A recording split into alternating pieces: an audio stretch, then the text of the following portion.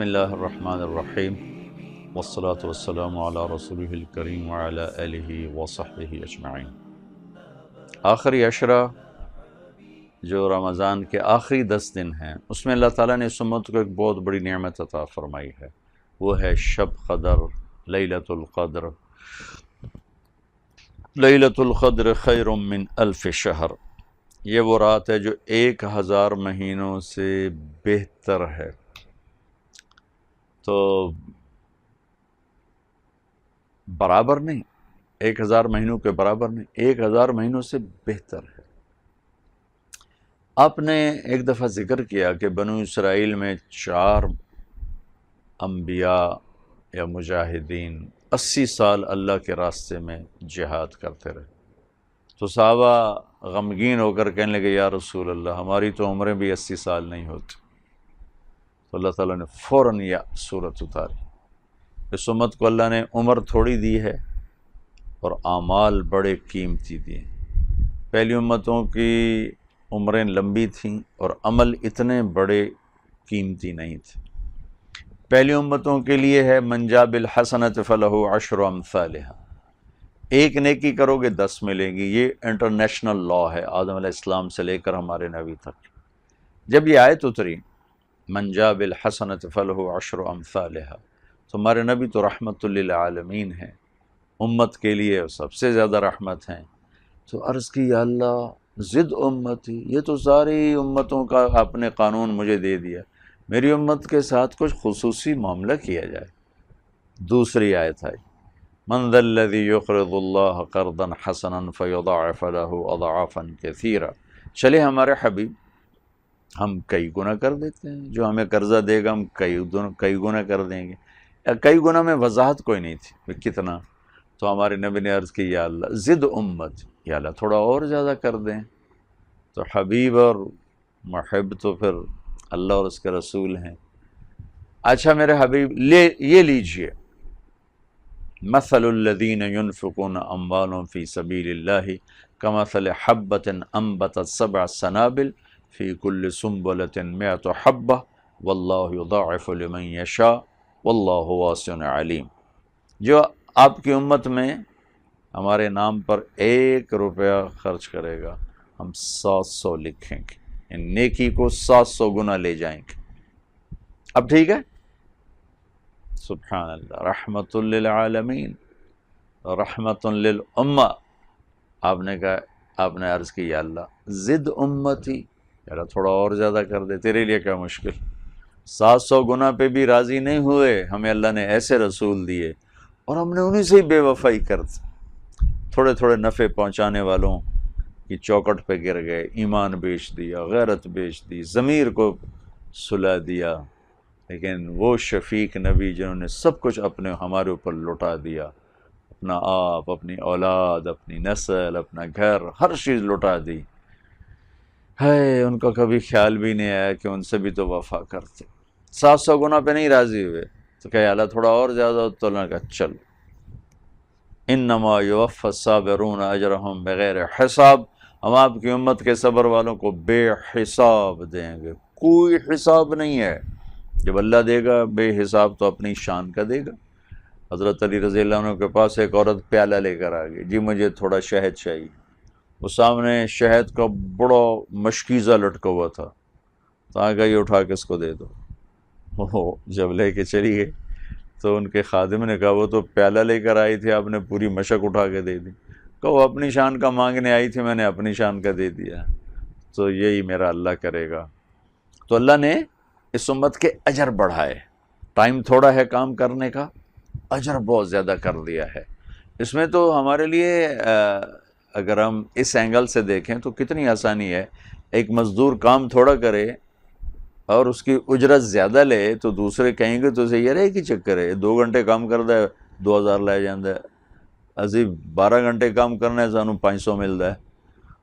تو یہ جو تھوڑے کام میں زیادہ لے کے جا رہا ہے، یہ تو بڑا خوش ہو گیا، میرا تھوڑے ٹائم میں میرا کام بن گیا۔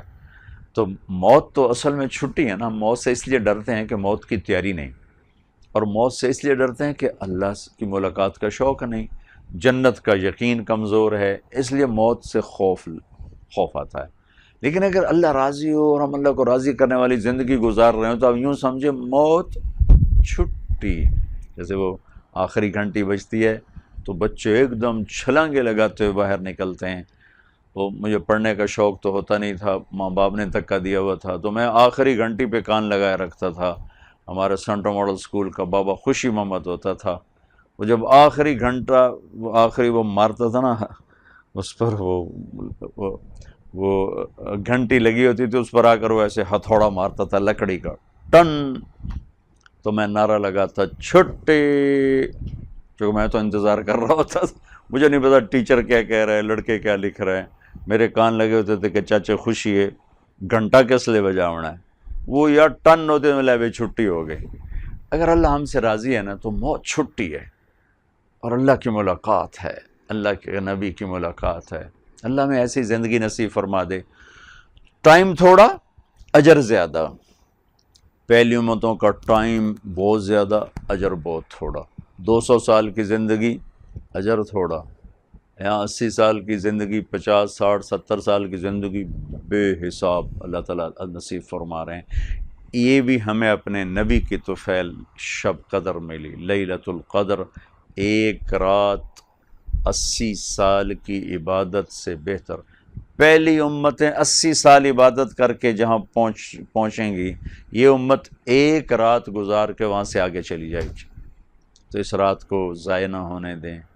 یہ کبھی 21 ہوتی ہے، کبھی 23 ہوتی ہے، کبھی 25 ہوتی ہے، کبھی 27 ہوتی ہے، کبھی 29 ہوتی ہے. پورے پاکستان میں 27ویں کو سب جاگ رہے ہوتے ہیں کہ آج شب قدر ہے. ہو سکتا ہے وہ شب قدر ہو سکتا ہے، لیکن یقینی نہیں سمجھنا چاہیے. آج کل تو راتیں بڑی چھوٹی ہیں. ہم تراویح سے فارغ ہوتے ہوتے ہمیں 11 بج جاتے ہیں، اور 2:30 بجے سحری شروع ہو جاتی ہے، تو بیچ میں تو ٹائم 2-3 گھنٹے کا ہے. تو اگر ہم سارے یہ جاگ لیں، اور ہماری نوجوان نسل تو آج کل ویسی راتوں کو جاگتے ہیں، یہ رات کو جاگ لیں، تھوڑے سے نفل پڑھ لیں، تھوڑے سے قرآن پڑھ لیں، تھوڑا سا ذکر کر لیں، تھوڑی سی دعا مانگ لیں، اور ساری رات ان کی قیمتی بن جائے گی. یہ 5 راتیں اگر آپ جاگ لیں، 21 23 25 27 29، ان میں سے ایک رات ضرور شب قدر ہے. وہ ایک رات آپ کے لیے 1000 مہینوں سے بہتر ہے. میں جب 3 چلے لگا رہا تھا 1971 میں، تو رمضان آ گیا، ہم پیدل چل رہے تھے ادھر بارڈر کی طرف، قصور سے آگے.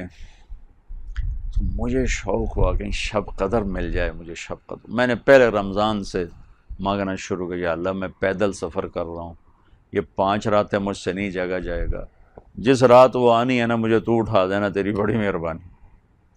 تو ایک گاؤں تھا راجوال کے قریب، راجوال ایک اڈا آتا ہے قصور سے دیپال پر جاتے ہوئے، اس سے اندر کی طرف 8-10 میل ہم ایک گاؤں میں تھے.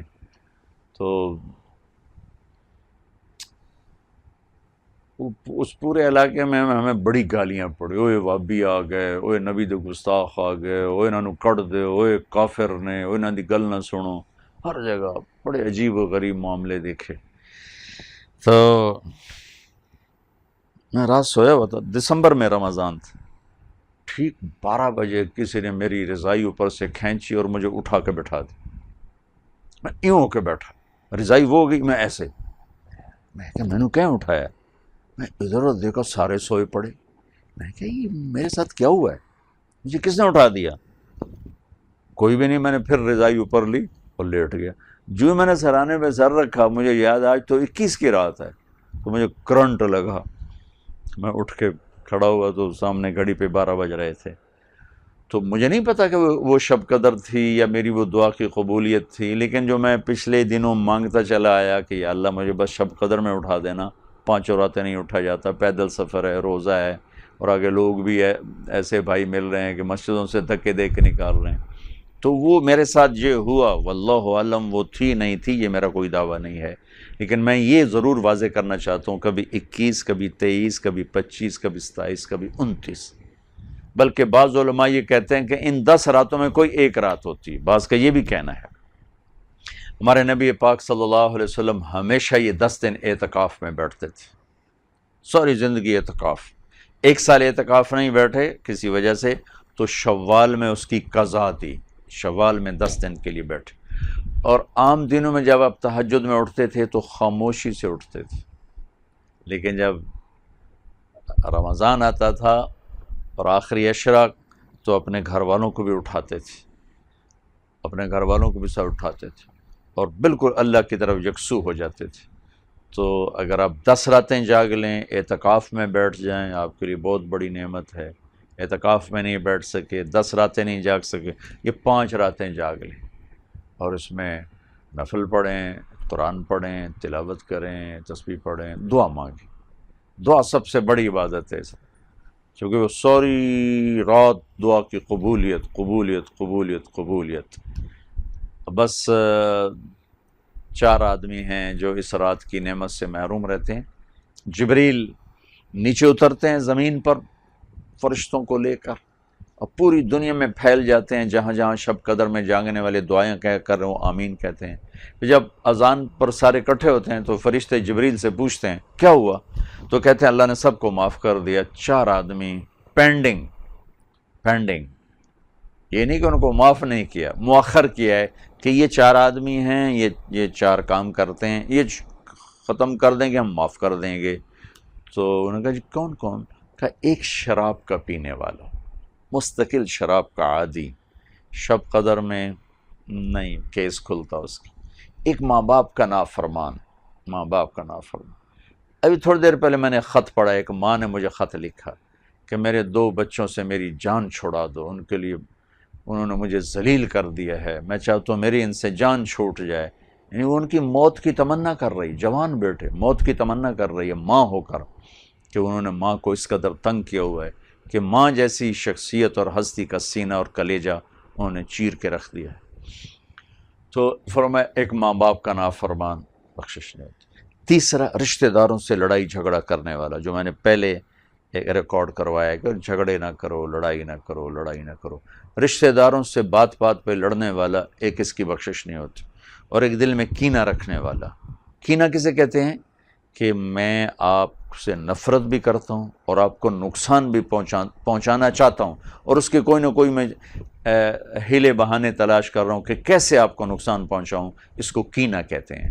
تو یہ 4 آدمی کو چھوڑ کر باقی سب کی بخشش کا اعلان ہو جاتا ہے، اور ان 4 کے لیے یہ نہیں کہا جاتا کہ ان کی بخشش نہیں ہوگی، یہ کہا جاتا ہے اگر یہ توبہ کر لیں گے تو ان کو بھی معاف کر دیں گے۔